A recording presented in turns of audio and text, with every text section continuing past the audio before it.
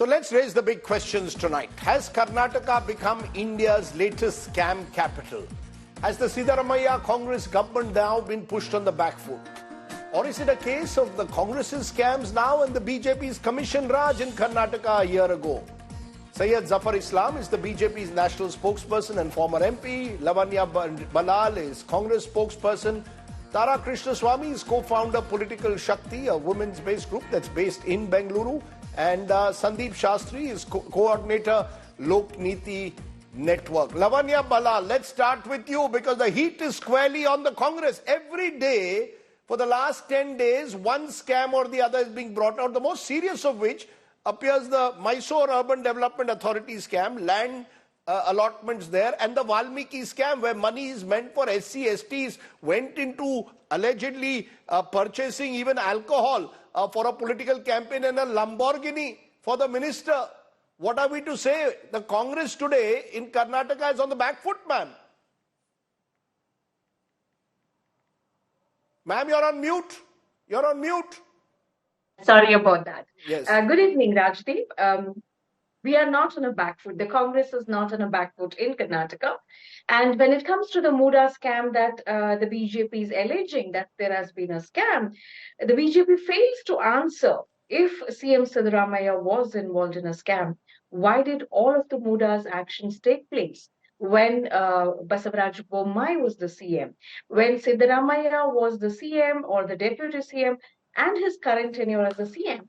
None of these actions have taken place in the Muda. All the irregularities, the 3,000 sites which were allotted, happened during Basavaraj Bommai's tenure. The BJP is refusing to answer the basic question, push them to do this. It was not Siddaramaiah who was the CM at that point of time. So what was the necessity for them to do the allotment? 14 sites that were allotted to Parvati Siddaramaiah during Basavaraj Bommai's time. So how is it possible that Siddaramaiah is being blamed for something that the BJP has done? Okay, yes, I'll get the BJP to answer. The land, of course, belonged to Mr. Siddaramaiah, his wife. The question also is the Valmiki scam, where already one of your ministers has been arrested. The charge is that he siphoned off money that was meant for scheduled castes, scheduled tribes. Can you deny that? We are not denying that. There is an investigation going on about it, but one of the officers who gave a statement that bank officers who gave a statement that it was Nagendra who pressurized him to do this has alleged that he was pressurized by the investigating officers to name the former minister Nagendra. So that there was an FIR filed against the investigating ED officials as well, and the matter has reached the High Court. Ma'am, the ED claims 187 crores of the tribal fund in Valmiki Board illegally transferred. They claim they have the money trail. They claim that 89 crores illegally moved to accounts in Telangana and Andhra, some of which was used for elections. They claim the money was used to buy a Lamborghini and liquor for the poll campaign. They claim they have the details. Yes, the ED is claiming that it has the details. Like I said, ED has always proof of all the allegations that the BJP makes, but it never has the proof of any allegations made by opposition parties against the BJP ever. And that is the trend that we have seen in India. We would like to wait for the investigations to be over before we comment on it. Okay. Let me therefore turn to you there, Syed Zafar Islam. You see, the problem in Karnataka is that there is a sense of what is called Mili Bhagat. The fact is, many of these allegations date back to a period after which there was a BJP government also between 2019 and 2023. The Muda scam in particular, alleged scam of land allotments, was not investigated when y'all were in power. The problem in Karnataka, it seems, as I say, hamam mein sab nange hai.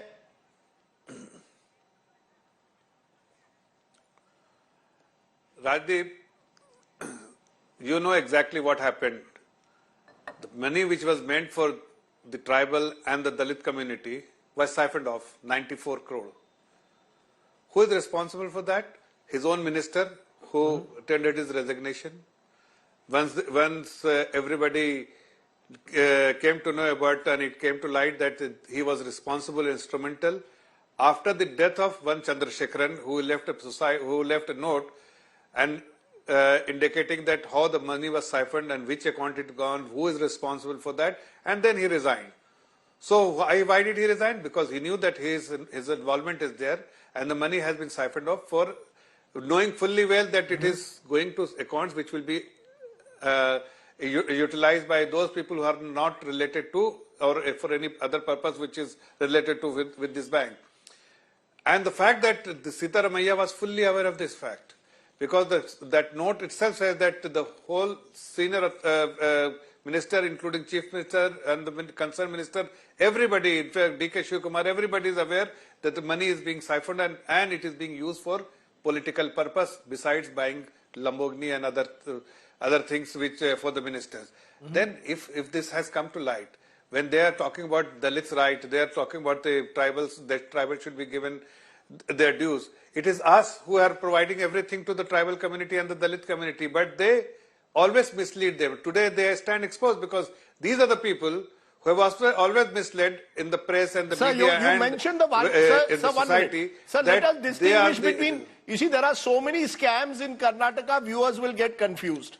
There is the alleged Valmiki scam involving money siphoned out that was meant for scheduled caste, scheduled tribes. 1 minute, sir. The second allegation, which is the land allocation involving the Mysore Urban Development Authority and allegedly the manner in which the land was allotted. For 4 years, you had a government, you did nothing about it. You see, why did Mr. Bommai's government not act on it? See, Rajdeep, since it has come to light, it is important to highlight and make aware all the citizens of Karnataka and the people of this great country that how Congress, knowing fully well, they know that Congress is meant for corruption. Congress is known for corruption. Congress, wherever they are in the government, they rob the people through unfair practices. And this is what they have demonstrated here why didn't you act against the Siddaramaiah government when you were in power? Why didn't you act again? You had the opportunity. These are not new files. See, Rajdeep, if I may respond, please. Please. Just a minute. Lavanya, you want to respond quickly? Yes. Rajdeep, the Muda site allocation happened in 2023 when the BJP government under Basavaraj Bommai was in power in Karnataka. The Muda allotment did not happen when Siddaramaiah was the CM in his current tenure or his previous tenure. The allocation of the land happened under the BJP. That's what we are saying. No, that's your claim. That's your claim. That's your claim, which is being disputed by the other side, ma'am. Rajdeep, it is a fact. It is not a claim. It is a fact. It is not a claim. It is. Yes, go ahead, Zafar. Siddaramaiah is responsible for this. Siddaramaiah is responsible for this. He is a corrupt man, and the Congress party is known for corruption. They have done it again, and we will push for him to resign in Karnataka because we have seen that number of scams has now been unearthed, and all scams have been done with the knowledge of Siddaramaiah. So he, as a chief minister, he is responsible. He must take the onus and resign from the chief ministerial post. And we will demand it and actively demand it, and we will protest statewide. Okay, let me for a moment bring in my other two guests. Tara Krishnaswamy, your co-founder, Political Shakti. I recall a year ago when the Siddaramaiah government came in, the charge was that the BJP Sarkara was a 40% commission Raj. Today the shoe seems to be on the other foot. It's Mr. Siddaramaiah on the back foot. Would you agree somewhere that Karnataka's politics, possibly because of the large monies involved, especially in real estate, corruption now seems to have become endemic, or at least charges of corruption? Rajdeep, every time and in many states, as governments come in and governments go out, we repeatedly hear of scams and corruption charges. And it is not clear to me that everybody involved in it ends up where they should end up. What worries me as a citizen is that, A, we don't hear about it in any kind of systemic fashion. It is not because there is an ombudsman that is monitoring this. It is not because an audit threw it up. There is no systematic institutional mechanism that detects this early enough to prevent it, or forget that. detects it as soon as it happens. There are no triggers, red alerts that are thrown up. Instead, one may hear about it 5 years after it happens, 3 years after it happens. One may hear about it, a year after it happens. And the government has changed meanwhile, so there is a lot of back and forth that happens. Now, we do have a Lok Ayukta in the state. Nevertheless, we have not received, they can only act if they receive complaints. It's not clear to me, other than, writing to them. Is there a systematic way that we've set up websites for every department by which we can, mail the Lok Ayukta? Do they have enough, human resources to do this? And the reason I raise this question is not because this data is not available online. It is. But the fact is that these scams don't come to light because of the Lok Ayukta. They come to light because of some other extraneous, exogenous No, they're coming from within. No, madam, the scams are coming from within because the politicians know exactly who's taking money in which particular scam. And that brings me to Professor Shastri, the state of Karnataka today. Here is a state which today we are suggesting has become a scam capital, and it's not as if that happened only in 2023. You will recall when Basavaraj Bommai was the chief minister, there was this campaign about Pay CM. That this was a CM who you could pay off and commission Raj, 40% commission, contractors wrote letters. Now the boot is on the other foot, the Congress is on the back foot. Is there something endemic, as I asked Tara also, wrong with Karnataka politics? The money is too big. Rajdeep, you are right that this is not a distinguished distinction to have, being called the scam capital. Coming straight to your point, I think the coming together of power, money, and real estate is something that has bogged down every government in the recent past in Karnataka. Therefore, when one party comes to power, they talk about your scam, and the next party which comes to power is forget my scam, what about your scam?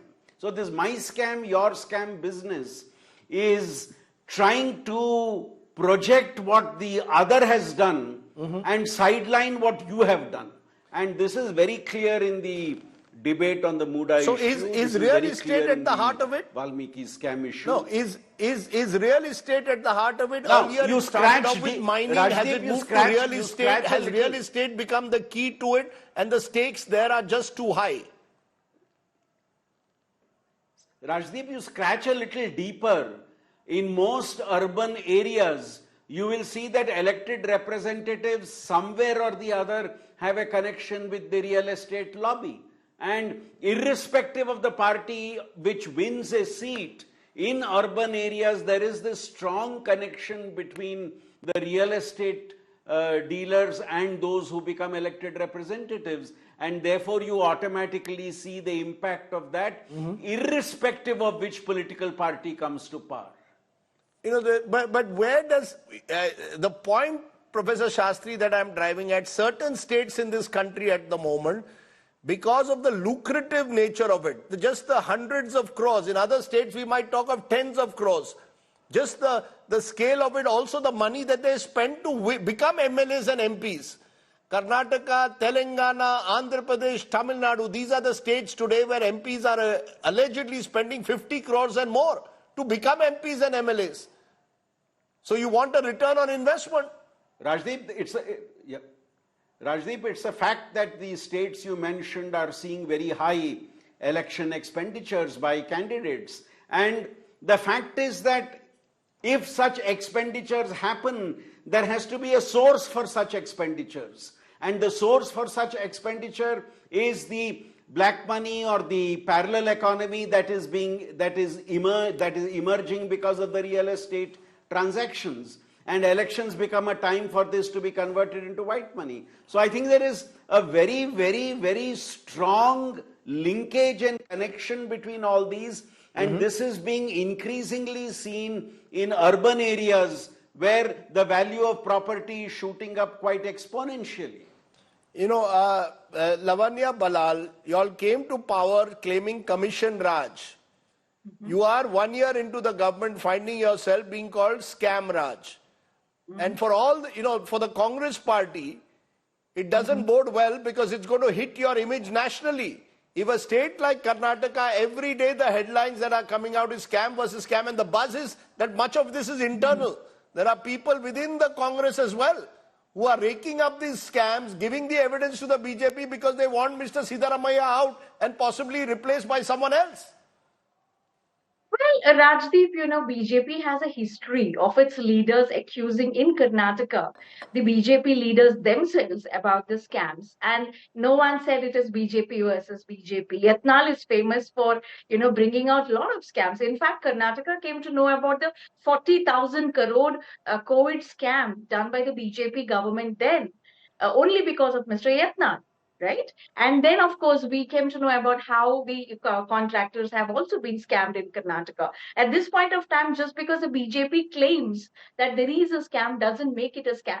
As far as the Valmiki bank scam is going on, there are 3 different investigations going on, one by the SIT and one by the CBI as well. So there are investigations going on, and one was, the SIT was formed on 31st of May, and on the 3rd of May, CBI has started, checking into the FIR that was lodged with the CBI. So we are not trying to protect the people who were involved in the scam. We are not defending them, unlike the BJP, which goes out of its way to defend the people involved in all the scams in Karnataka. They should not be the ones saying Syed Zafar Islam, the ED has moved quickly in the case of the Valmiki scam, arrested Mr. Nagendra, alleged scam. The fact, though, is, Mr. Syed Zafar Islam, allegations of an equal nature were made when your government was in power. No ED came to Karnataka. How come the ED only comes when there is an opposition-ruled state? And then you will shout and scream in Parliament, in the Vidhan Sauda there. In the years when Mr. Bomai was there, all kinds of allegations were made. There was no ED investigation.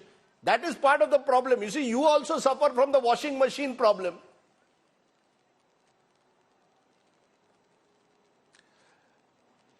Rajdeep, yes. If there is a corruption which has taken place, if there is a scam which has been unearthed, if there is a statement by Congress leadership that they protect the interests and safeguard the interests of Dalit and tribals, and still they have siphoned money from the Valmiki Development Corporation meant for the SCs and STs, and if there is a complaint and the minister resigned, kept knowing fully well that they have done the scam.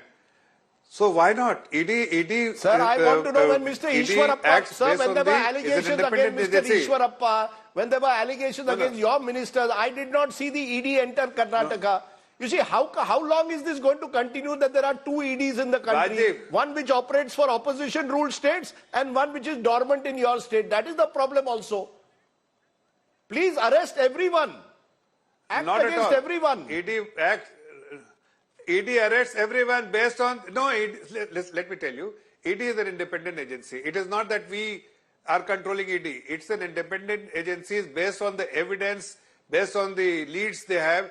They act. Okay. And they investigate. And after the investigation, they find out whatever the details. If there is no truth in whatever the allegation is there, they will give them... Okay, you've given me a new spin to the word independent. But based You've on given me a spin to the new word independent, sir. But Tara Krishna Swami, that is part of the problem. People have lost faith. No, people have lost faith, sir. I suggest all you netas come and meet the people of this country.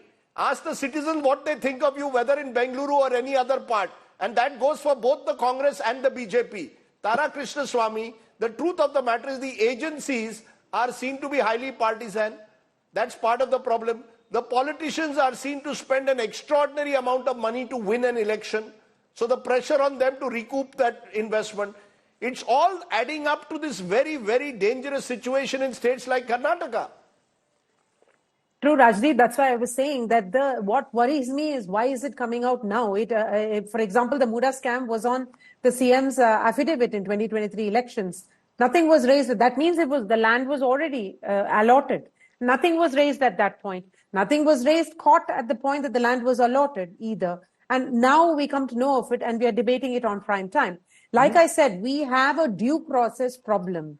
we don't have institutional capacity to catch these things, or we don't have institutional will to catch these things, and then we don't have the institutional capacity / will to prosecute these things as per due process, investigate and go on. Now, everything comes down to what? If your so-called neutral, non-partisan institutions like the ED are not functioning that way, it all comes down to citizens. And every time we need accountability, we need to hit the streets. Because when opposition chases a sitting government, no matter where, today in Parliament, you're not able to discuss NEET. No matter where, it looks like when opposition chases government, it looks like a kind of a revenge for losing. When government chases opposition, it looks like a witch hunt. So the only way this works in a democracy is if you have independent, strong institutions and due adherence to due process, which we see is not happening, which brings it down to citizens repeatedly hitting the streets. But the citizens can only do so much in situations like this. So Sandeep Shastri, I come to the end to a political question.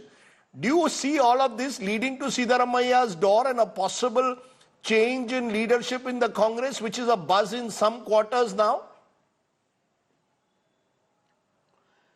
The Congress leadership in the state is definitely on the back foot, and this is visible both in terms of statements, body language of leadership. Will it lead to a change of leadership? I think is a little early in the day, but the party and the leadership is definitely on the back foot. And Rajdeep, I think the entire discussion today shows one thing, that corruption has no political color. And the lens with which different parties view corruption is only trying to say, we are not corrupt, but you are corrupt. But at the end of the day, corruption seems to be something that is impacting across the political spectrum in Karnataka. And this is seen in any party which becomes the ruling party becoming a victim of corruption. Okay, let's leave it there. Clearly at the moment, you've got Karnataka in a way reflecting what is now the crisis of Indian politics, where you have these nexuses that operate with real estate playing a critical role in it. Citizens can simply watch. Will there be accountability? That can only happen if agencies are truly independent and act independently. Otherwise, as was suggested by one of my guests, it appears like a witch hunt to some. You need independent agencies ensuring the rule of law is applied and there is accountability for whoever is in power, and whether it's the Congress or the BJP. I appreciate my guests joining me on my talking point tonight.